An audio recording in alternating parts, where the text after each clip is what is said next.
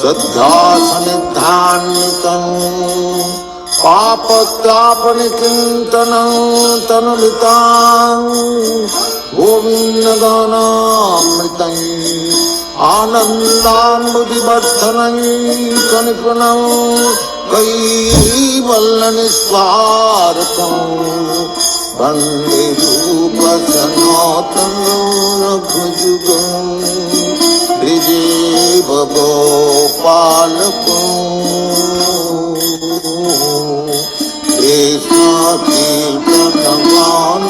कृष्णकीर्तनगाननर्तनपरं प्रेमामृतां वनिधि तत्पातो नमसे समण्डलपति शनि सदा तुच्छव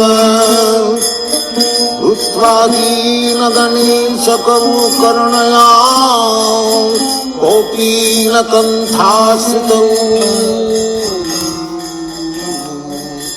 तत्पातु नमसे समण्डलपति शनिं सदा तुच्छव उत्वादीनगणेशकं करुणया कोपीनकण्ठाश्रितौ गोपी भावरसामृताखिलहरी कल्लोलमग्नोन्मुहो वन्दे रूपसनातनरघुजुगं श्रीगोपालकौ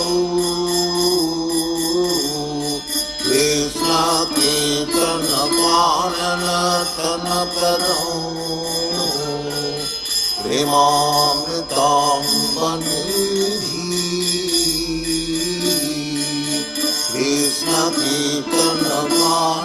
कृष्णकीर्तनगाननर्तनपरं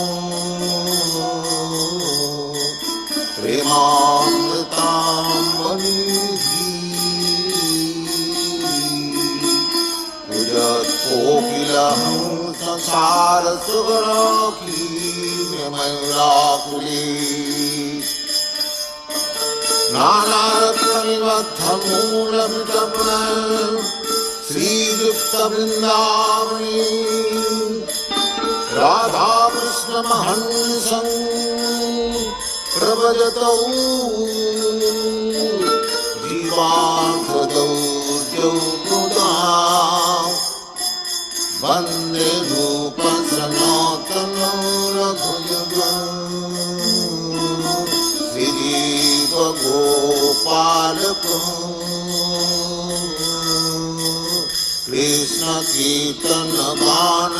कृष्णकीर्तनगाननर्तनपरं प्रेमामृतां वनिधि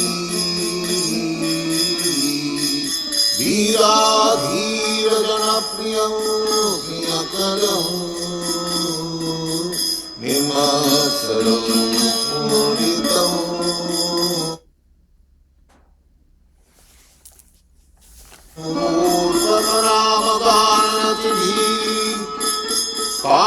कालावसानिकृतं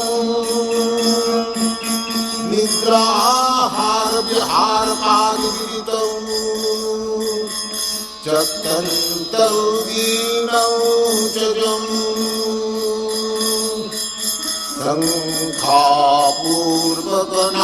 शङ्खापूर्वकनामगानरतिः कालावसानिकृतं निद्राहारविहारकादिविदितं चत्तन्तौ दीनौ च जं गोपी भावरसामृताखिलहरी कल्लोलमग्नोन्मुहो वन्दे रूपसनातनं रघुयुगं श्रीगोपालकं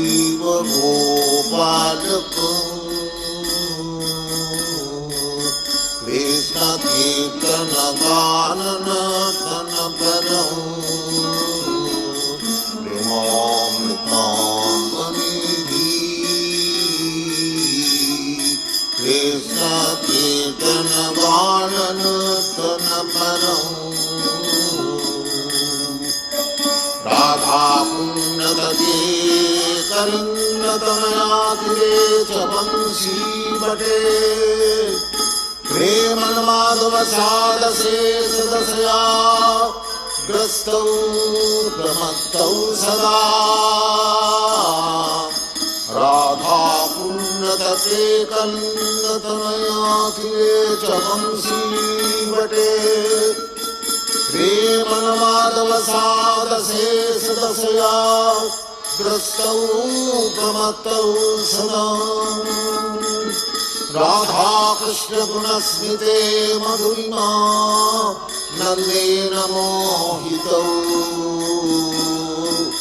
वन्दे गोपसनातन रघुनिधं हृदीव भो।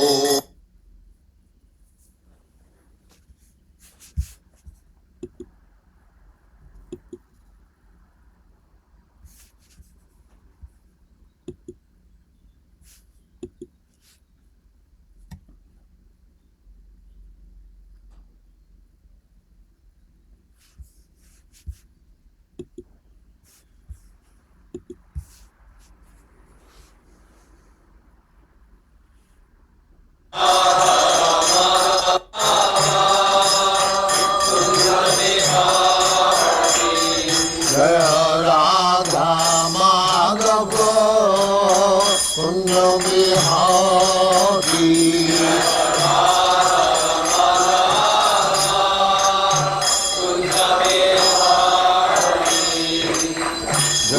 यशोदानंदन ब्रजन रंजन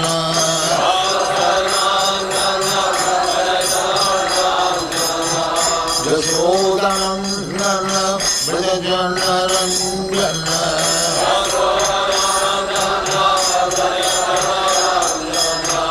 यमुना तीरो बनसारी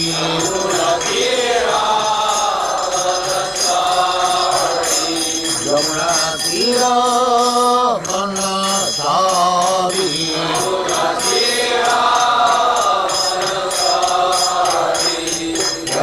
राधा माधव कुंज बिहारी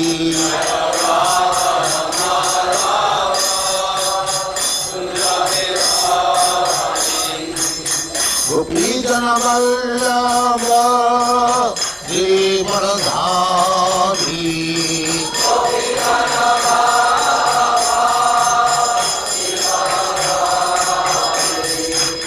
गोपीजन वल्लभ जीवनधारी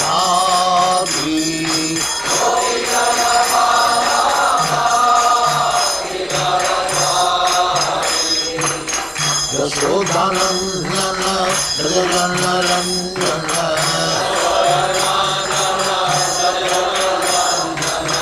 यशोदानंदन ब्रजन रंजन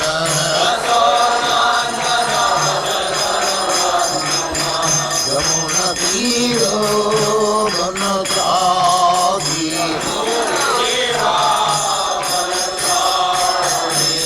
यमुना तीरो बनसारी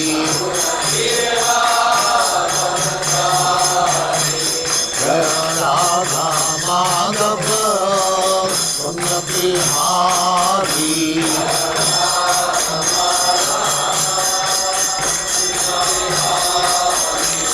जय Radha Madhav Kunj Bihari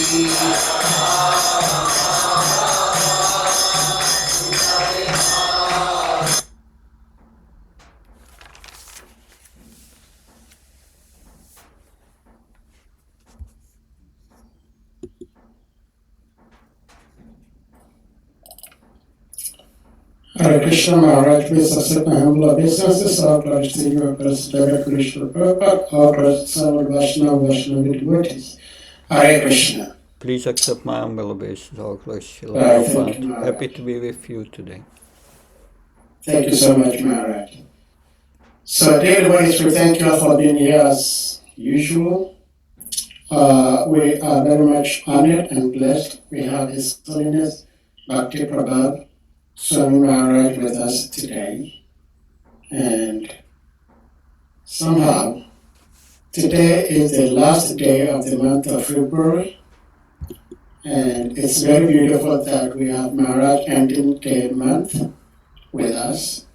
So, without further ado, Maharaj, we may put the verse on the screen, and then you take it over from here. Okay, thank Hare you. Krishna. Thank you so much.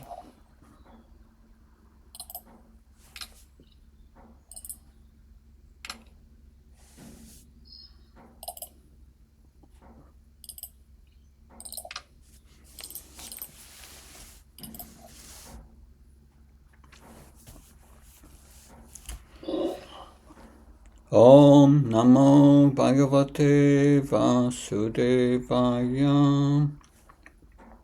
Om Namo Bhagavate Vasudevaya. Om Namo Bhagavate Vasudevaya.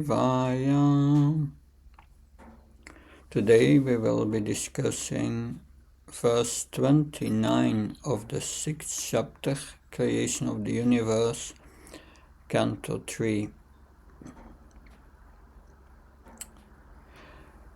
Tartiyena svabhavena bhagavanna bim asrita ubayoch antaram vyoma ye rudra parshadam gana. Tartiyena svabhavena bhagavanna bim asrita ubayoch antaram vyoma ye rudra parshadam gana. Tartiyena svabhavena bhagavanna bim ashrita ubayoch antaram vyoma ye rudra parshadam gana. Word for word translation. Tartiyena, by excessive development of the third mode of material nature, the mode of ignorance. Svabhavena, by such nature. Bhagavatnabhim, abdominal navel of the gigantic form of the personality of Godhead. Asritaha, those who are situated. Ubayo, between the two. Antaram, in between.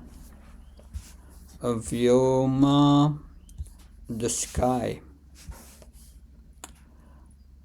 Ye, of all of whom Rudra Parshadam, associates of Rudra, Gana, population.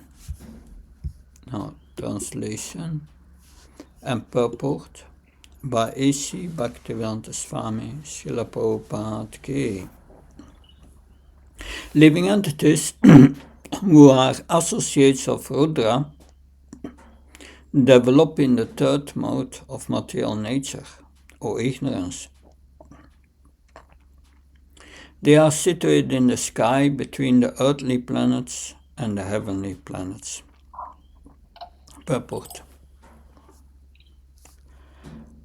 This middle portion of the sky is called Bhuvarloka, as confirmed by both Srila Vishwanath Chakravarti and Srila Jiva Goswami. In Bhagavad Gita it is stated that those who develop in the mode of passion are situated in the middle region. Those situated in the mode of goodness are promoted to the region of the demigods, and those who are situated in the mode of passion are placed in human society, and those who are in the mode of ignorance are placed in the society of animals or ghosts. There are no contradictions in this conclusion. Numerous living entities are distributed all over the universe in different planets and are so situated in terms of their own qualities in the modes of material nature. I read the verse once again. Living entities who are associates of Rudra develop in the third mode of material nature, or ignorance. They are situated in the sky between earthly planets and the heavenly planets. Om Mahyana Timandasya Chinanjala Shalakya Saksaran Militam Yena Tasmai Shigurave Nama Chitchetanya Manobishtam Stapitam Yena Bhutale Svamrupakadamayam Dadati Svapadantikam Vandeham Shiu Shiyuda Padkamalam Shium Vaishnavamsha Shri Rupam Charichatam Saganaragnatam Vitam Tam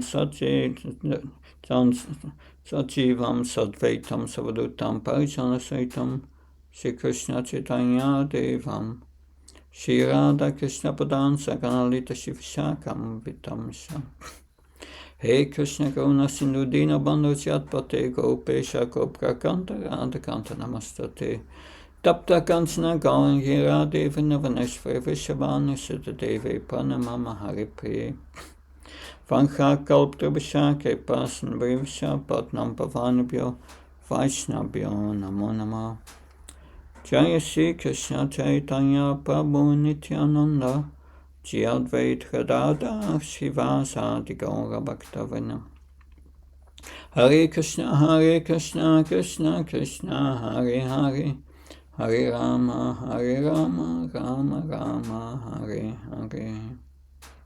Namo Vishnu Padaya Krishna Vistaya Bhutale Srimate Bhaktivedanta Swamiti Namini Namaste Saraswata Devi Gauravani Pacharini Nirvishesha Sunyavadi Paskachai Desatarani Srila Prabhupada Ki.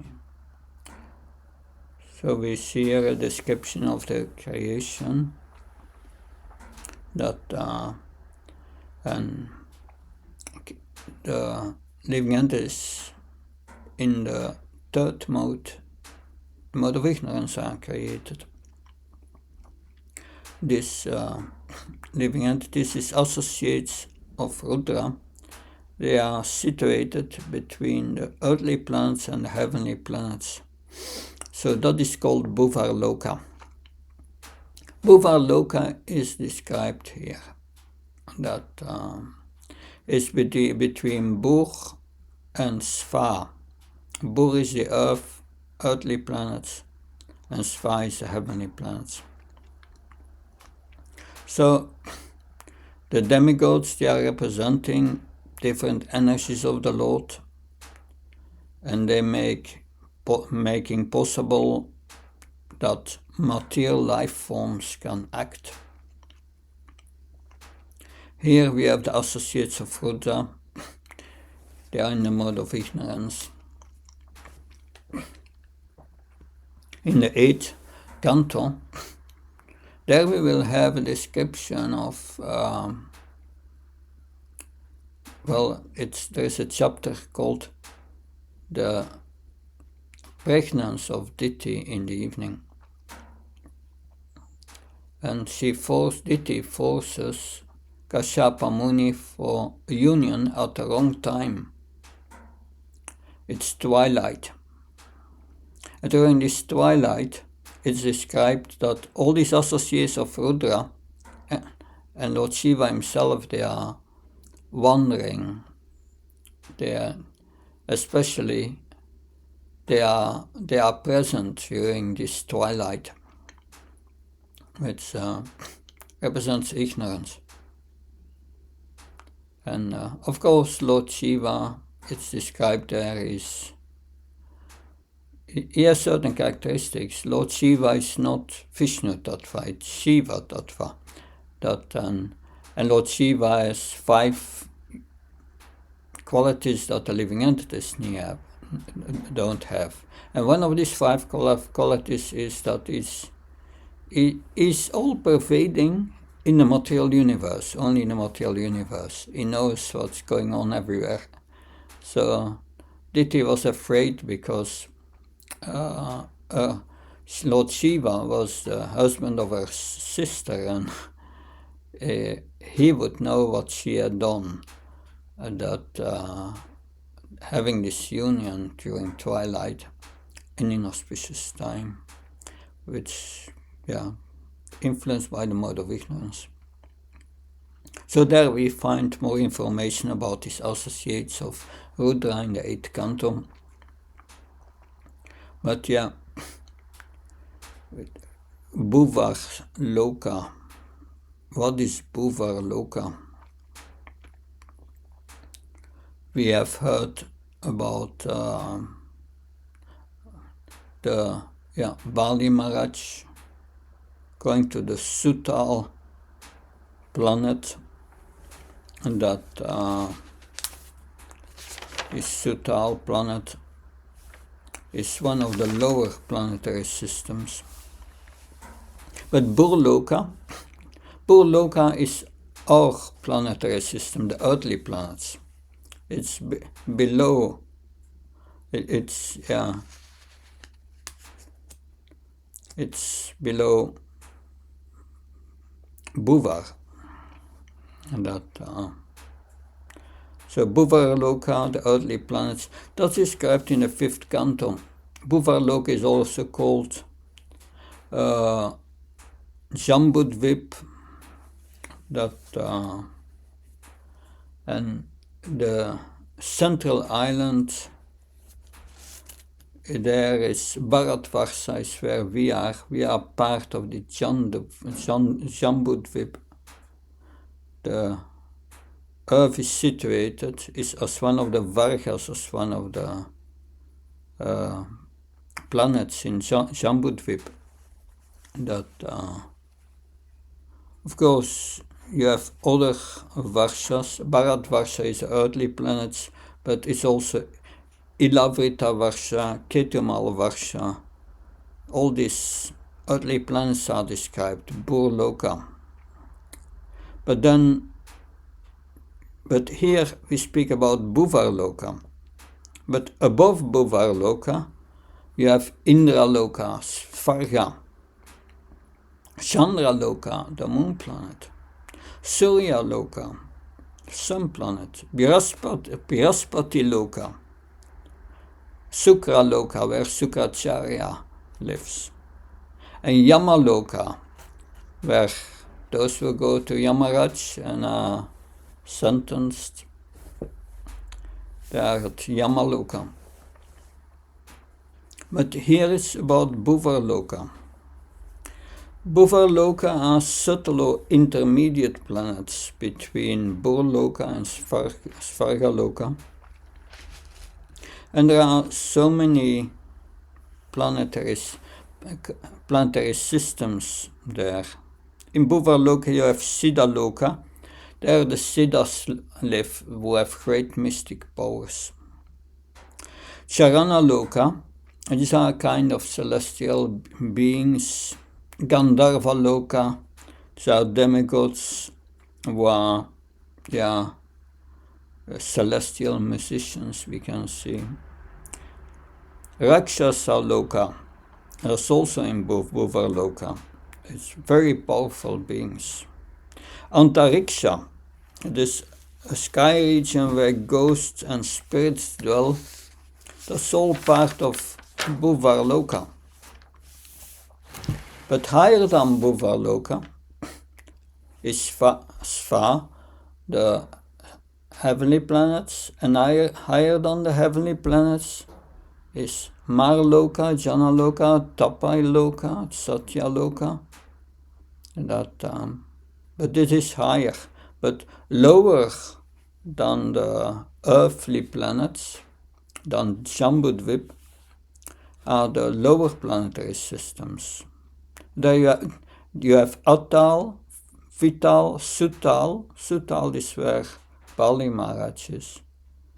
Talatal, Matal, Rasatal, Patal. This is the cosmology presented according to the Bhagavatam. Interesting is, you have Yamaloka. Yamaloka is part of Svargaloka.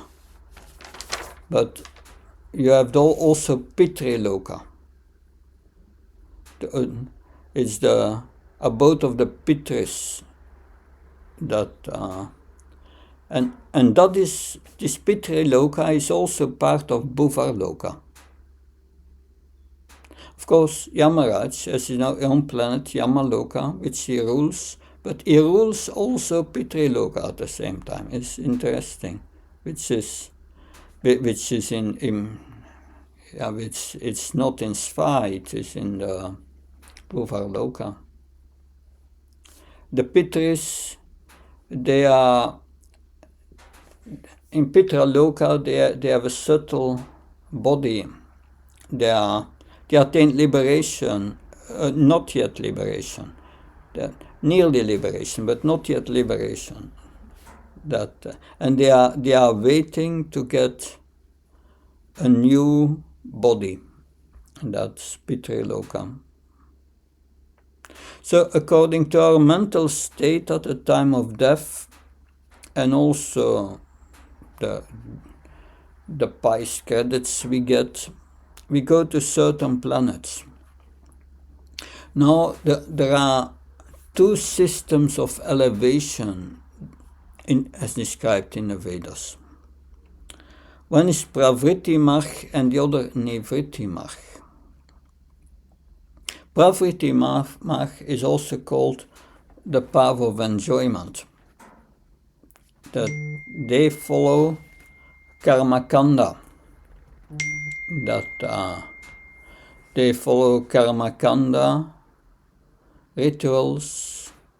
It means Karmakanda rituals is for those who want to enjoy, and but they enjoy following the Vedas, Karmakanda, and by that they become elevated from to one planet to another, gradually even up to Brahmaloka. That's Pravritti Marg.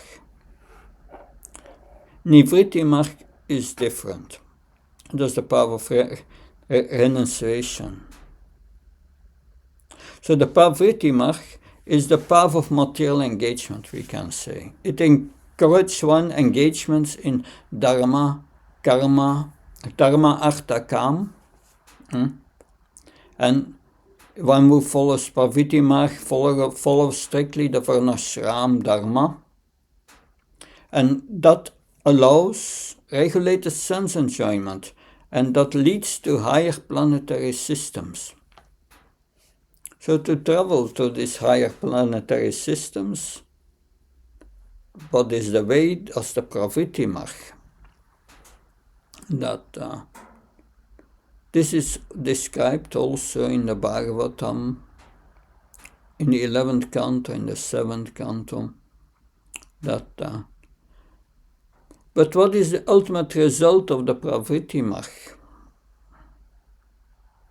You continue in birth and death, samsara. You don't get out. You go to higher planetary systems, but you remain in the samsara. That's the Pravritti Marg.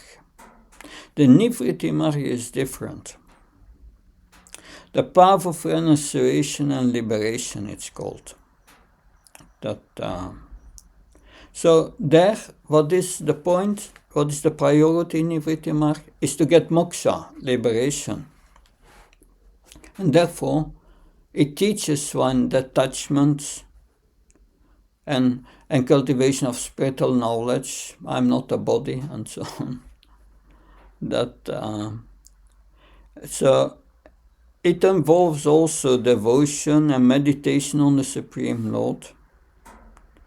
And that can lead one to Vaikuntha, the spiritual realm. It gives one Atma Gyan. It leads to self-realization. So Prabhupada speaks about it, Nivritti Marg, in many purports. Nivritti Marg means giving up material desires and taking shelter of the Supreme Personality of Godhead, Srila Prabhupada says in the 11th canto.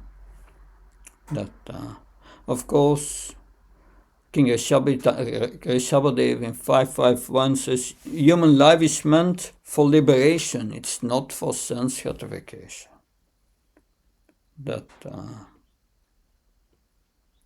So, in the beginning of the second canto, Sukadev Goswami stresses one should renounce and dedicate one to devotional service. So the result of Nivritti Marg, it leads one to liberation and existence in the spiritual realm. So it's interesting. Then the question is, our process of devotional service, is it Pravritti Marg or is it Nivritti Marg? That's an interesting question. Some say it's Nivritti Marg. But the Bhagavatam has a more nuanced answer on this. Srimad Bhagavatam says that Pravritti Marg is necessary in the beginning. A householder is still attached to material life. But Nivritti Marg is the goal. So also in the first canto, Narada Muni stresses and says instructs Srila Vyasadeva. He said this Pravritti Marg, you dedicated a lot of attention, gave it a lot of attention in your writings. But all this karma kanda and so on. But he said this Pravritti Marg, it should be centered on Krishna Bhakti. That is the man's message. You did not connect it with Krishna Bhakti. So in the beginning, it's necessary. So in the 11th canto, the Navayogendras instructing King Nimi, they say this Pravritti Marg leads to bondage, and Nivritti leads to liberation.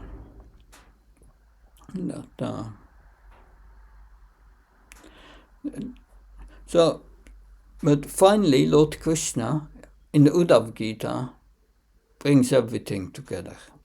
And he says to Uddhav, this Pravritti Marg and this Nivritti Marg, they exist, that's right.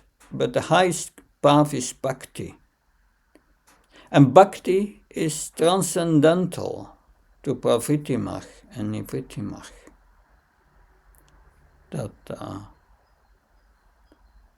So because this Pravritti Marg, because that is what Lord Chaitanya says, Brahmanda Brahmite Bhakyavan Jiva Gaur Krishna Prasadi by Bhakti Lata Beach.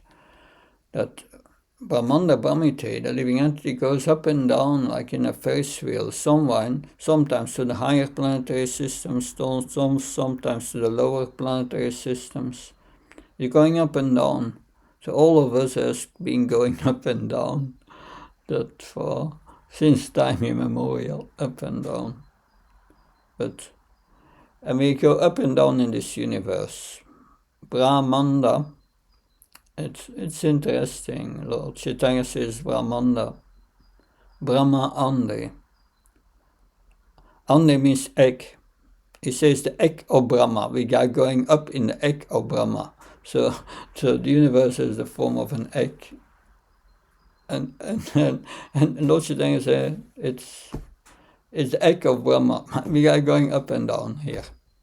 But if we become Bhakyavan fortunate, then we, by the mercy of Krishna, Guru Krishna Prasadi by the mercy of Krishna, we meet a bona fide Guru. And the Guru gives the disciple, Krishna, the seed of Bhakti, in the form of the seed of Bhakti. And that's the only way to get out of this going up and down in the universe. So this Pravritti Marg is not recommended. Although in the beginning it is said here, it's necessary for householders. Yes, but the enjoyment should be done in a Krishna conscious way. And if it's done in Krishna consciousness, it will purify us from that enjoyment. A good example was Swambhuva Manu. Swambhuva Manu, he always did everything in all his enjoyment was in a Krishna conscious way. In the morning, he was getting up, he was, from the moment he got up, his servants were reading the Bhagavatam, the pastimes of the Lord. He did elaborate deity worship with very nice preparations. And Swambhuva Manu, he loved organizing dramas, everyday dramas of the Lord's pastime. So that was his enjoyment. And that's okay. Of course, the purification will not be so quick, but it will purify us gradually from this tendency for enjoyment. But it should be done in a Krishna conscious way, because this Pravritti Marg, it keeps us in this material existence.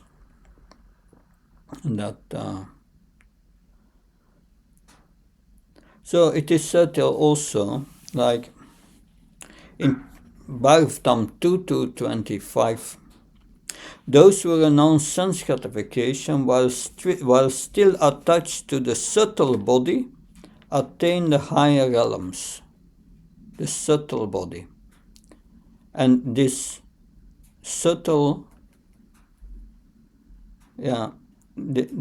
so they become attached for sense gratification, gross sense gratification, but still they identify still with the mind and so on, and the subtle body. But they have given up sense gratification, nearly liberated. Such souls, they are not going to Svarga, because you go to the heavenly planets because you want to enjoy subtly. It's not the gross mode of passion, but that you want to attain the heavenly planets. Why? To enjoy. But they have given it up, so they are not going to the heavenly planets. They go beyond it. They go to Jana Loka, Marloka, Tapya Loka, Satya Loka, or Brahma Loka. These higher planetary systems. But so also this path of Pravritti Marg can lead to that. Finally, to come to Nivritti Marg and try to become liberated. So they reach Brahma Loka, but because they are still attached, they have to come back again. And that this is mentioned in 2.26 of the Bhagavatam. Even those reaching Brahma Loka must eventually take birth again.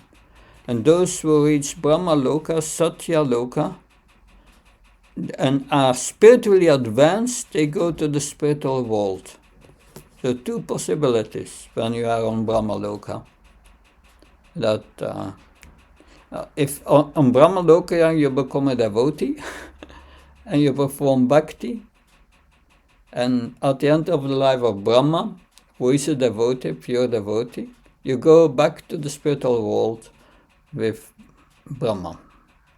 But if you are not performing bhakti there on Brahma Loka, then that at the end of the creation, you have to come back, take birth again. So it depends on the level of realization and devotion that Roos Yam Yam Vapis Wam Tjant Eva Kalevram Tam Tam Vete Kantya, so that Bhava Bhavita, whatever consciousness we have at the time of death, that we will attain again. That so it in the second canto we have a list of those who can go to Vaikuntha from Brahmaloka. Interesting. That's all mentioned in the Bhagavatam. So if accidentally you come into Brahmaloka, you must have this knowledge where to go. That in Bhagavatam 2:31 it says you can go from Brahmaloka to Vaikuntha when you are a pure devotee. That's the first. But if you are in Brahmaloka, verse 2-7 says, then, and you are a yogi, not a devotee, then you can go to Brahman, the Brahmajyoti from Brahmaloka. But all the others, those who are not pure devotees or not yogis, ordinary human beings, or living entities, ordinary living entities, who attain Brahmaloka to the Pravritti Marg, by their pious activities, they will take rebirth. So these are these two paths, Pravritti Marg, Nivritti Marg. So then back to the question, the path of bhakti, is it Pravritti Marg or Nivritti Marg? Krishna says to Uddhav, it is transcendental to both. It's higher. But of course, bhakti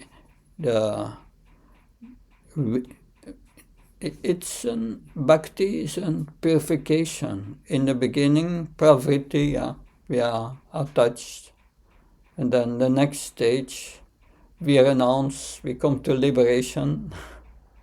Nishta is liberation, but then we have to go to ruchi,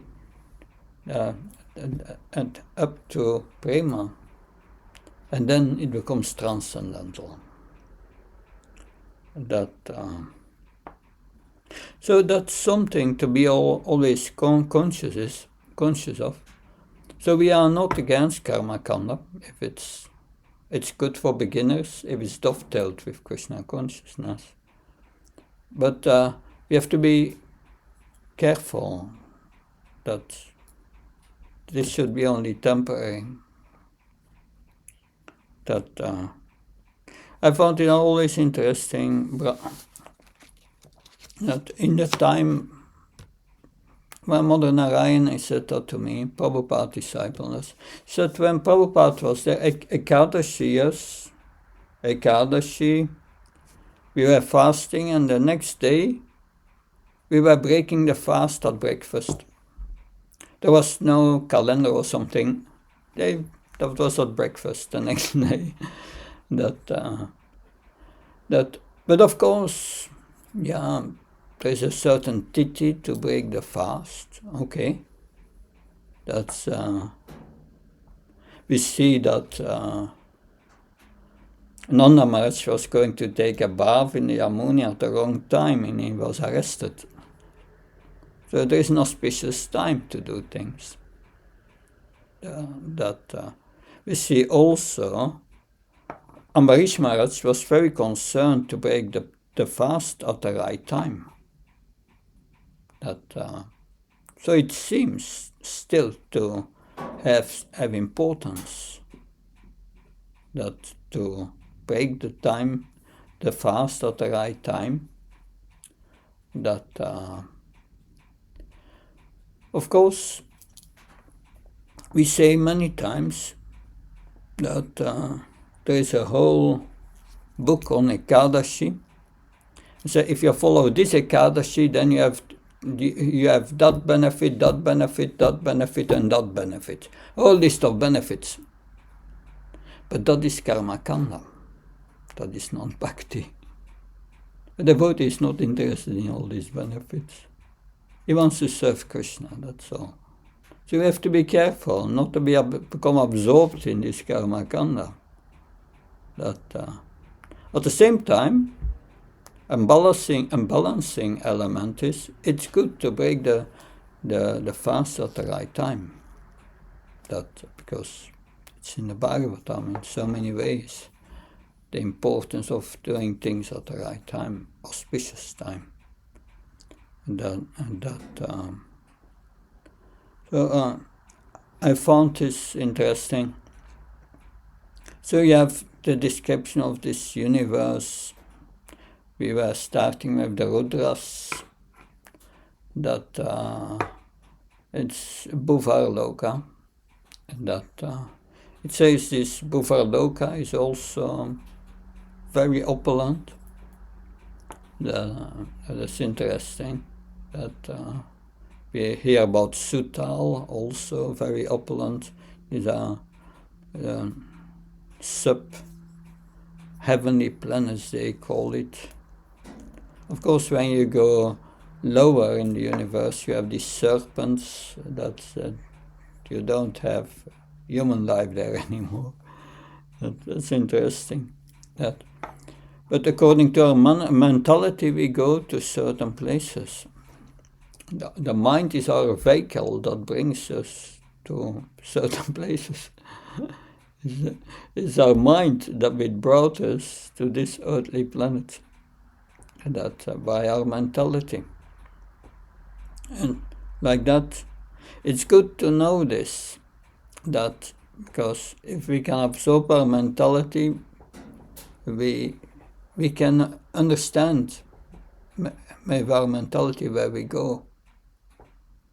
So then we can decide ourselves where we want to go.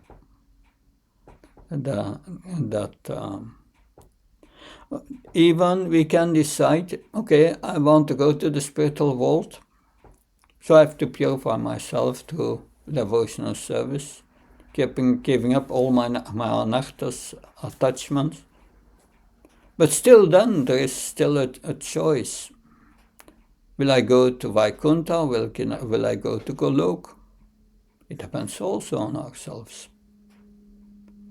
If we want to serve God in all opulence and remain aware God is the creator, the source of everything, the supreme controller, we can go to Vaikuntha. But if we want to love Krishna, and if love becomes the most important, and not the fact that Krishna is God, then we can go to Golok. It's more intense love. And the most intense love is the love of the gopis. And in the Adi Lila, chapter 1, text 4, it is said, Lord Chaitanya came as to give what was never given before. Is access to this Madhurya Ras in Goloka Vrindavan. So our tradition gives us the highest. But of course, if you want to be like Hanuman, you can go to Vaikuntha, Ayodhya in Vaikuntha. If you want the opulence of the Yadus, you can go to Dvarka, which is also in Vaikuntha. So, because when I remember that 10 years ago, I attended a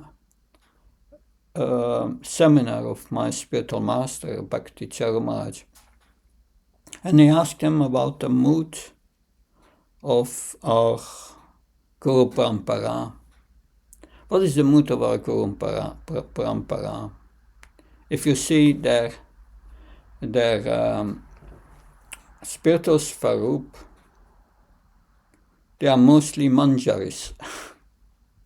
So the mood of our Guru Parampara is in Madhurya Ras.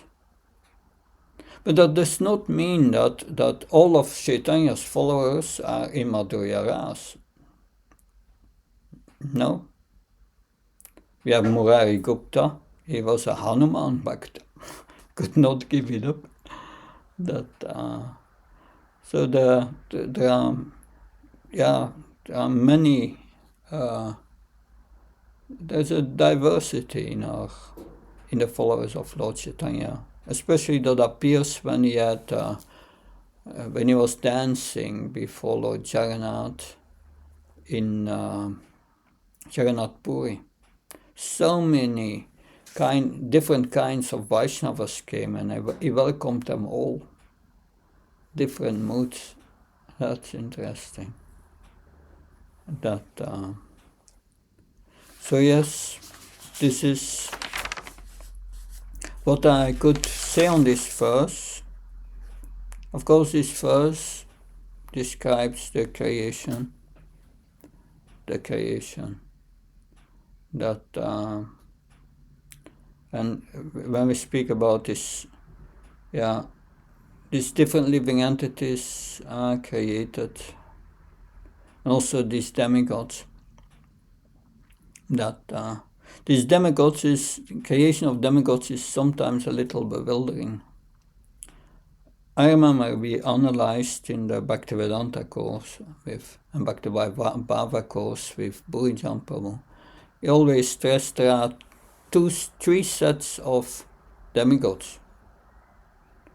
When the shells of the creation or shells of the universe are constructed, then together with the creation of the shells of the universe, you have demigods who are governing these shells.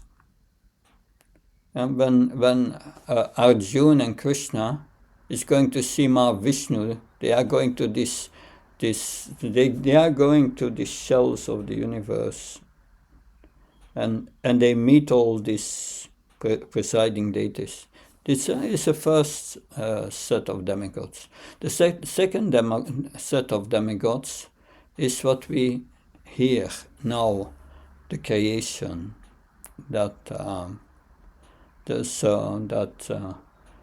Because the creation starts with Vishnu putting his glance into Brahman, and with his glance he puts in Brahman the three modes of material nature unmanifested.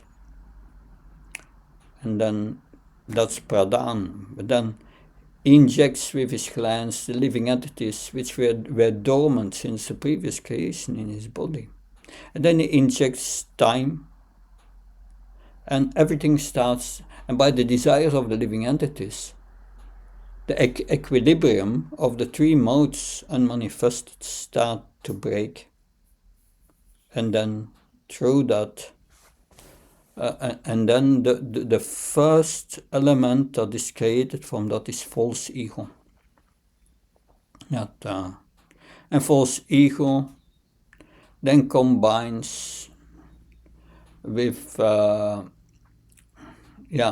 mode of goodness and creates the mind, and creates the demigods responsible for the mind. And then false ego combines with passion and creates intelligence, buddhi, and the demigods governing buddhi. And then it combines with the mode of ignorance, and the first element that comes from that is sky and sound. And from sky and sound, then comes the next element, that which is air and touch. From air and touch comes fire, which has form, and then water comes from that, which has taste. Water. And then earth, which has smell. And all the demigods are created there. That's the second kind of demigods. And then the third set of demigods are the demigods created by Lord Brahma. So there are different kinds of demigods. And he created more than 30,000 demigods or something. So there are a lot of them. So the study of this creation is so wonderful, because you see how everything finally comes from Krishna. Because here we have this universal form, this Vishvarup, and this Vishvarup will start to move when Krishna enters as a super soul in everything. So it's very interesting that this is a bit what I could say on this verse. Any questions, comments, please? Govinda Prabhu. Hare Krishna. Thank you so much, Maharaj, for sharing this with us. This creation is very complex. It's not so easy to understand, but somehow you tried and helped us understand it somewhat. So, even though we understand it somewhat, we still have some questions. And I think Govinda Prabhu has a question. Govinda Prabhu, please, you may unmute. Hare Krishna. Hare Krishna, thank you very much, Prabhu. Hare Krishna. Maharaj, please kindly accept my respectful obeisances. Accept my obeisances. All glories to you, all glories to Srila Prabhupada, and all glories to the assembled devotees. Maharaj, please, my question is that we more often hear about the demigods being the universal administrators. We hear about the primary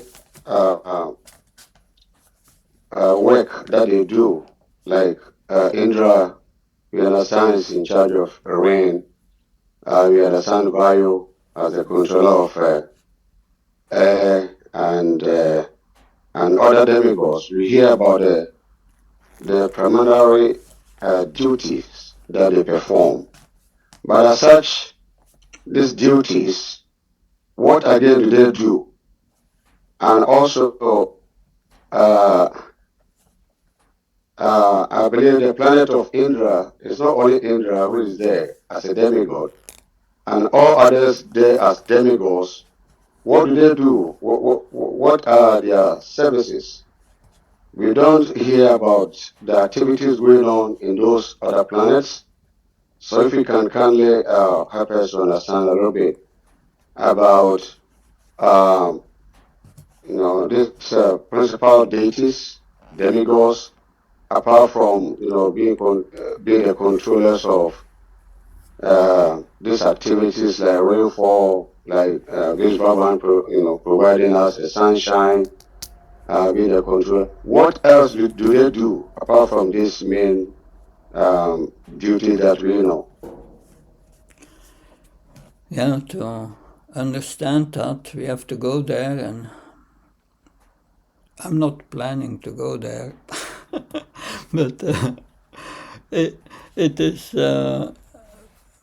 But we have the descriptions of the Bhagavatam. What I understand about the demigods is they are not ordinary beings, because they are in charge of energies of the Lord, that and they are also a person. They are the energies and they are the person at the same time. So everywhere there is heat or fire, there is Agni, is there. But at the same time is a person in Svarga or whatever. That's difficult for us to understand, just that point. That sometimes at the Sunday feast, I'm explaining that. So I want to move my hand, and I move my hand. So I'm doing. But what does Krishna say about that?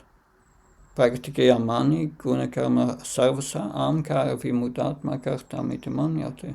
Krishna says, if you think yourself the doer, you are a vimuda, a big ass, a fool. So if I desire to move my hand, and I move my hand, and I think I'm moving my hand, then I'm a fool, Krishna says. So then the question is, what's going on? We are a soul. A soul desires. So the soul desires to move the hand. And Krishna in the heart, he notices that desire. And Krishna's Paramatma takes the phone from within the heart and calls the demigods in heaven and say, this guy down here wants to move his hand. So please combine your energies and make it move. So then the demigods in heaven, they have a meeting and they discuss how they are going to combine their energies. And they make a plan and they call back to Krishna in the heart. Say, yeah, we have a plan. Yeah. Krishna says, okay, execute it.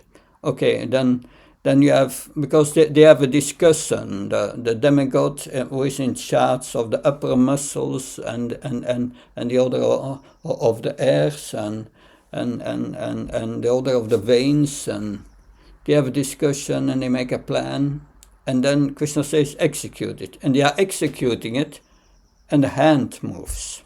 So that happens all in a split second. But we are thinking, I'm moving my hand. So we can understand how deep is our illusion is. And we don't see these things. It's part of another dimension because it's beyond our perception. But it's a fact. If Krishna doesn't want you to move your hand, you cannot, even if you desire. So there are energies in charge which are beyond our perception. Like this body, you have the lymphatic system, the neurological system, the blood vessels system, so many systems in the body. Who is making them working? It happens by chance? No. There's a deep intelligence beyond. These are all these demigods who are doing that. 33 million or something like that. That Brahma created. So this is the complexity of the material nature and its controllers, all sub-controllers. They are all controlling our body. But we think we are the controller. We are in charge. I'm doing it. And Krishna says, you are a fool, that's all. So I'm one of these fools, so how can I explain this? But theoretically, we get some idea. That's what I could say, Govinda Prabhu.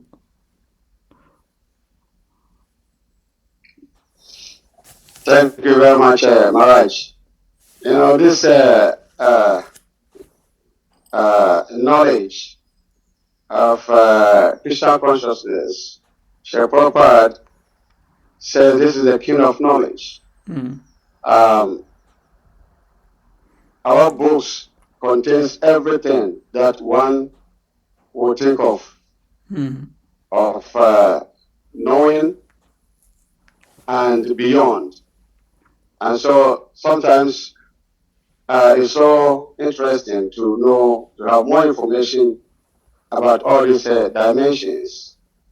it really is really encouraging and help us to understand which path that we have taken and how fortunate we are to have come to this far.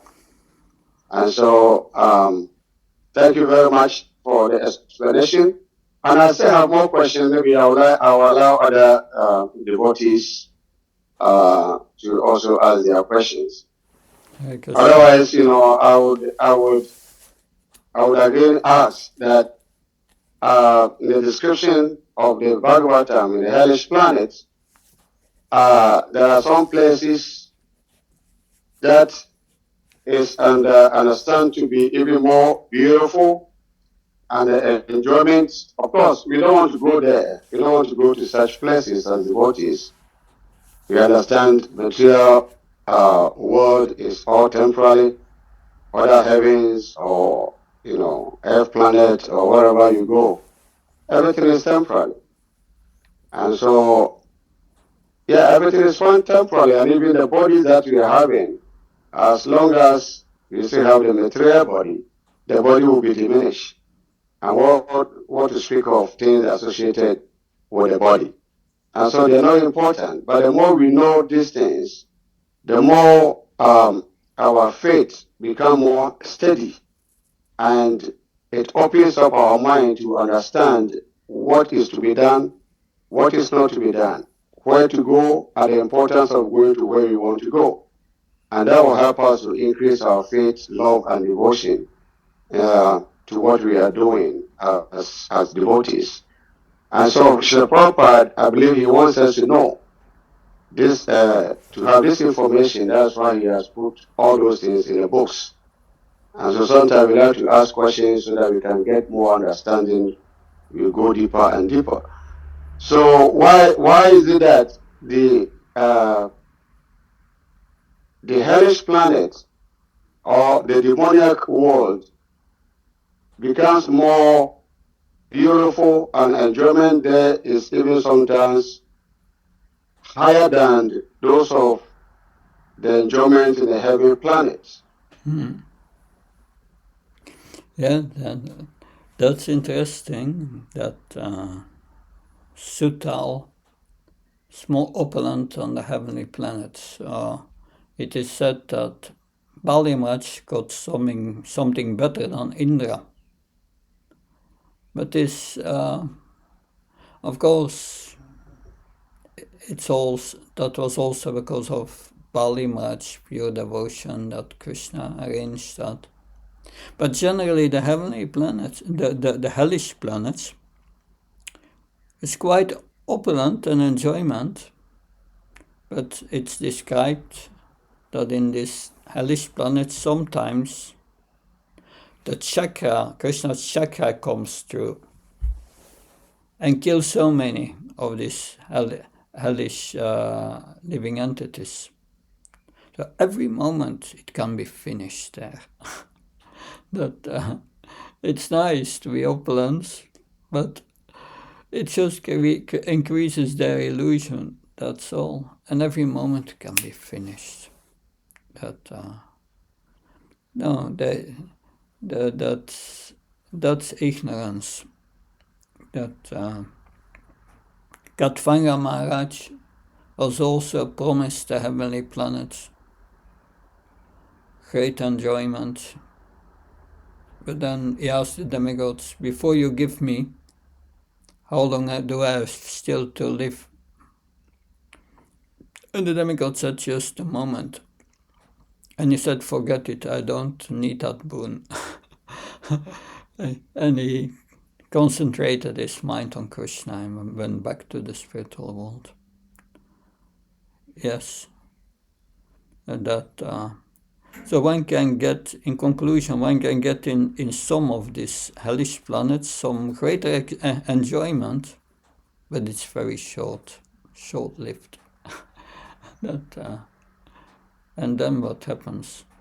But I appreciate your comment that the Bhagavatam gives all this knowledge. Sometimes I meet people of other religions and I ask them, according to your religion, where do you come from birth?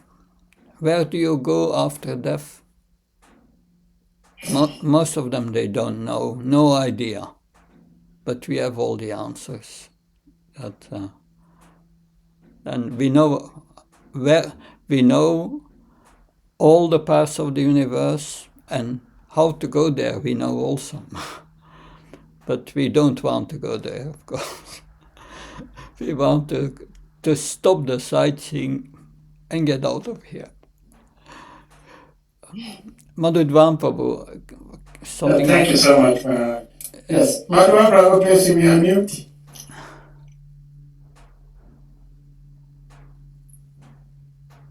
Hare Krishna Prabhu.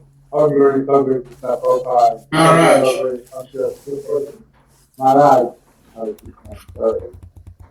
So thank you very much for coming out today, giving us lecture. It's so much appreciated. Please, today's text that they have treated, I'm a bit confused, and I think I need to express, you have to help me to remove my confusion. It was stated that the living entities who are associates of Buddha develop in the third mode of material nature or ignorance. They are situated in the sky between the earthly planet and the heavenly planet. What I would have thought is, I believe, space, the sky between the earthly planet and the heavenly planet is higher than the earthly planet. So I expected that those who develop in the mode of ignorance should go to the lower planet rather than the earth. So that's what I thought, or I normally believe. Mm-hmm. Yeah, that's it's Bhuvarloka. Prabhupada says in a purport which is described here that but in the Bhuvarloka you have Antariksha, the region where ghosts and spirits dwell. So I think these companions of Lord Shiva, they stay at a certain place in Bhuvarloka. Because in Bhuvarloka you have also Siddhaloka, Charanaloka, Gandharvaloka, Rakshasa Loka. Rakshasa is also towards ignorance. And Antariksha, that's ghosts and spirits. So it seems from this description they are from Antariksha or other parts of Bhuvarloka. It's interesting that, yes, it's higher than the earthly planets, but not much. It's close by for us in comparison to Indraloka, and certainly Satyaloka is far away. So they are from Bhuvarloka, and they are the associates of Lord Shiva, and they reside there. They reside there by the mercy of Lord Shiva. Yes, because in principle, those in the mode of ignorance, they are in the hellish planets, the lower planetary systems. That's a good observation. That Bhuvar, it's also called the intermediate planets because they are between the earthly planets and the heavenly planets.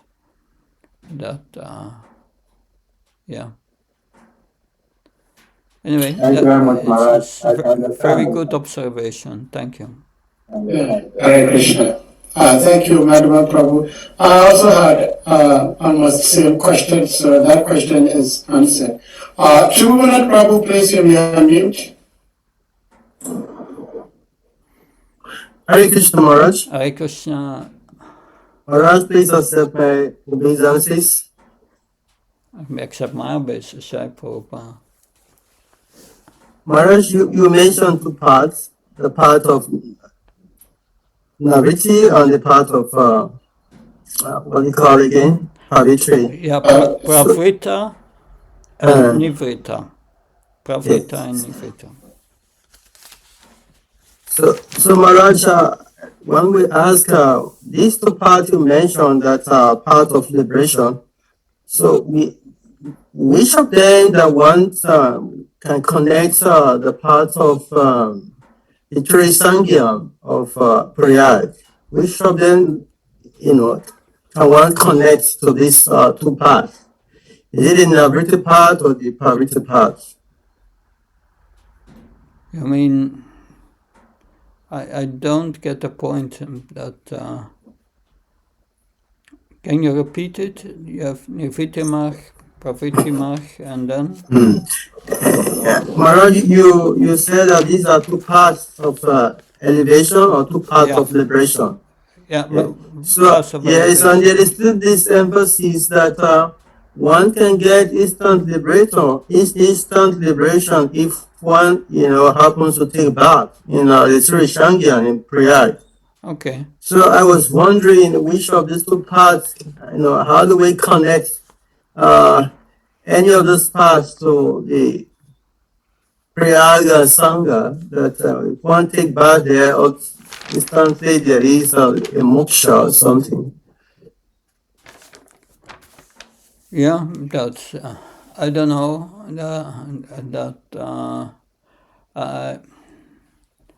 I would appreciate if it was true, if I just have to go to Prayag and take a bath and I'm liberated. I don't have to chant and all these things. But Maharaj, it's interesting what you have just said. We saw that billions of people were all there for this sensation, I would say. Maharaj, that one is one aspect of it, according to what you said. But if we take it from the other aspect again, that the Bhagavad Gita said the state of consciousness is what matters. So we taking that as an instance that the liberation does not just come, all of a sudden if the consciousness is not proper.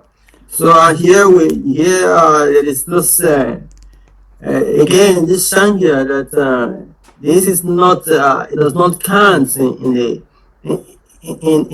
the part of sangha, that once you happen to take bath in that sangha, whether the state of the consciousness is proper, is not proper, but as soon as you take a dip in that sangha, instantly moksha is certain. yeah. So is it a kind of a contradiction, Maharaj? No, it's not. But Lord Chaitanya said, na dhanam, na jnanam, na sundarim, kavtava, shri sakami, mamacha, mamecha, mamishvai, bhavta, bhaktara, haitkitvai. I do not want many followers, no riches, no wealth, no association with women. That I don't want any of these things, and I don't want liberation, he says. I just want to serve Krishna without getting everything in return. So liberation is a useless thing. That with liberation you can merge into Brahman, and then you have to come back. It's boring there. So what's the use of liberation? We have to go beyond liberation, and that is bhakti. So this liberation is impersonal liberation, is nothing to strive for. That you take a bath, you become liberated, and merge into Brahmana. The devotee doesn't want to go there. That we want to go beyond liberation. Bhakti is beyond, is transcendental to moksha, is transcendental to nivritti marg. Yeah. So that's nothing for the devotees to strive for. That liberation is, even great demons Krishna gave liberation. But they didn't go to Vaikuntham. Some of them went to Vaikuntham because they had devotion in previous lives and they were executing a mission. That's something else. Yeah. Good. Thank you very much. Hare Krishna Maharaj. Thank you. Hare Krishna. Yeah. I want to talk something. Okay, thank you. Sorry, I thought he was talking to us. Yeah. Thank you so much, Maharaj. In fact, I think about a week or so ago, I don't remember who was speaking on this same platform, and I asked a question, and my senior god brother, who is almost always here, His Grace Shumavara Acharya Prabhu, was saying that scientists talk about the universe, but they talk about just one dimension. There are other dimensions to the universe that material scientists do not know about. And today's class and the description given in the paper helps me appreciate that answer or that statement, as Vishwavara Prabhu said. And the question is, Prabhupada is explaining that in between this Earth planet, which is Bull, and then Buvar, and then the other Swarga, Locus, there are other planets which we never hear scientists talk about. Like we don't hear scientists talk about Petriloka. We understand as we read in this Petriloka, just like Madhavan Prabhu was saying, I also used to think that such planets will be below the Buddhaloka. But here we reading that it is above the Buddhaloka. And then above them is the moon planet, the sun planet, and things like that. I am wondering and trying to understand, Maharaj, how is it that those who are said to be in the ghostly body are sinful, and therefore they should not be promoted to higher planets, are actually higher above the Earth planet instead of beneath the Earth planet? So it's not contradictory per se, but I'm wondering why that is the case. And then two, is it the case that every follower of Lord Shiva is in the mode of ignorance? Because I think there are some followers of Lord Shiva who are also devotees, since Lord Shiva himself is a Param Vaishnava. So these are my two concerns. Hare Krishna Maharaj. Lord Shiva is two kinds of students, followers. Okay. He's very compassionate to those in the mode of ignorance who take shelter at him. That's one kind of followers. He sees in this, it is that Lord Shiva sees in these followers in the mode of ignorance. He sees that when he sees one good quality in them, he's highlighting it so much, appreciating it, and he does not see the faults. That's interesting. That's a good exercise for us also. Seeing the spiritual qualities in other devotees. Not see their faults, see the faults in your own heart. But Lord Shiva is also the spiritual master of great sages, which he instructs these great sages in pure devotional service. He was doing that when Chitraketu came to Kailash. and he saw Lord Shiva with him. At one side on his lap was Parvati, and he was embracing her with his left arm, and with his right arm he was instructing great sages who are in pure devotional service. So there's two kinds of disciples: very advanced sages and spirits in the mode of ignorance. About Bhuvarloka, und dann Om Bhuvar Sva, Gayatri Om Bhuvar Sva. Bhur is the earth, Sva is the heaven, so Bhuvar is between. Why this organization of the universe is as such? I don't know. That's for me also a mystery. That's a question I cannot answer, but it is. But of course, the Bhuvar, most of the Bhuvar living entities, if we see Siddhaloka, Sharanaloka, Gandharvaloka, they are all heavenly. They are also in Bhuvarloka. But then you have Rakshasaloka, Rakshasas. That tends to the mode of ignorance, right? And then Antariksha, where are ghosts and spirits, that's also ignorance. So there is seemingly a mixture that in Bhuvar, but then beyond is the heavenly planets far. That's different. Yeah, that's what I can say on this. Hare Krishna.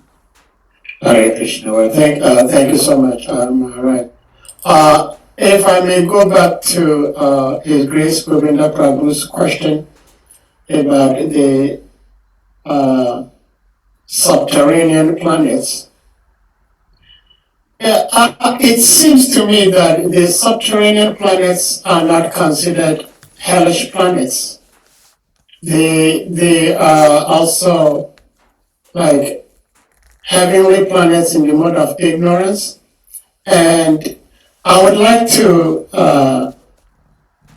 share what Srila Prabhupada says on this. Yeah. And ask my question from it. And that is from the Srimad Bhagavatam.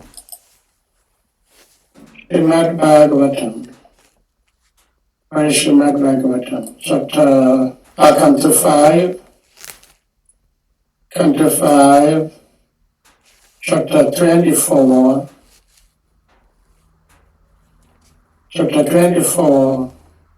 text 8. So I don't know if the words are big enough. So it says, in these 7 planetary systems, which are also known as the subterranean heavens, Bila Swarga, there are very beautiful houses, gardens, and places of sense enjoyment, which are even more opulent than those in the higher planets, because the demons have a very high standard of sensual pleasure, wealth, and influence. Most of the residents of these planets, who are known as deities, Danavas, and Nagas, live as householders. Their wives, children, friends, and society are all fully engaged in illusory material happiness. The sense enjoyment of the demigods is sometimes disturbed, but the residents of these planets enjoy life without disturbances. Thus, they are understood to be very attached to illusory happiness. And my question is, how come that these demons, they are demons and they should be punished, but they are given this opportunity to enjoy material sense gratification to the fullest? Yeah. And those of us on this earth planet, we are trying our little best to serve Guru and Krishna. And we have no single comparison to compare with these demons. So if someone cannot become a devotee and decides to become a demon because he wants to enjoy, then it's like Krishna is fulfilling this individual's material enjoyment. Because in the case of devotees, some of us, we cannot enjoy materially and we cannot enjoy spiritually because we are not yet fully spiritual. And so we are not enjoying that Susukam Kartum Vyayam that Krishna says of devotional service. And yet, due to the little knowledge we have, we cannot go into material life and enjoy material life. So it's like we're losing both sides. And I'm wondering why Krishna allows these demons to have these enjoyments in these subterranean planets. Hare Krishna Maharaj. Well, in the purport, Srila Prabhupada speaks about Prahlad Maharaj and his demons were there in Sutal. But the demons today are of a low quality. Formerly, demons, they followed the Vedic way to get happiness. They had knowledge that Ravan, before going to fight the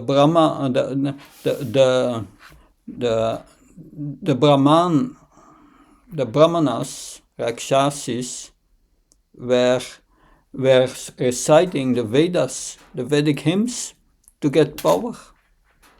They had knowledge how to enjoy.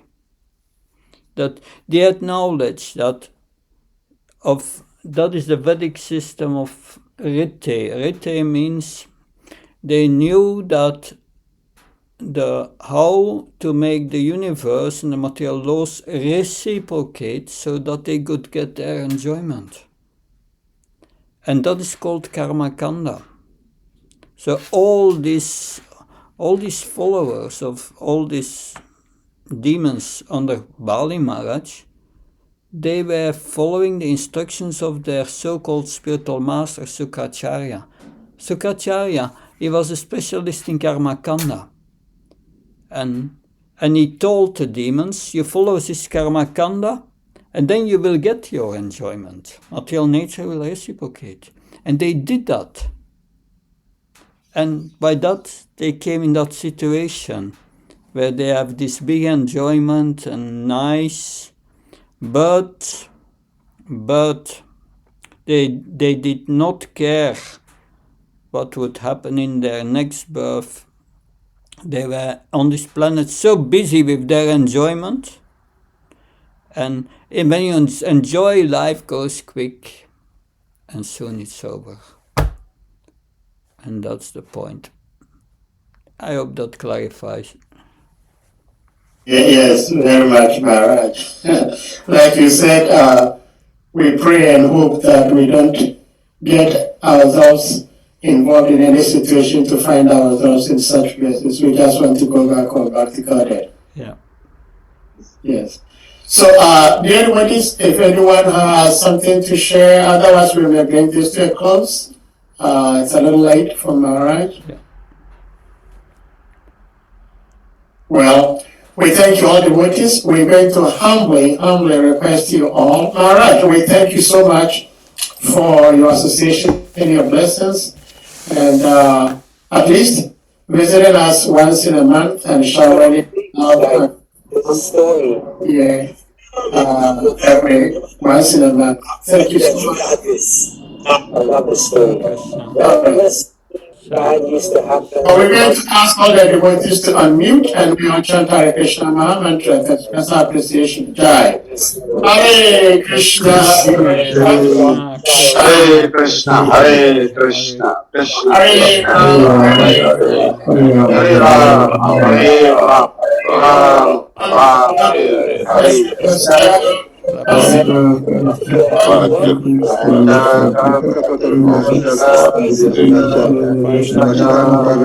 Vaishnav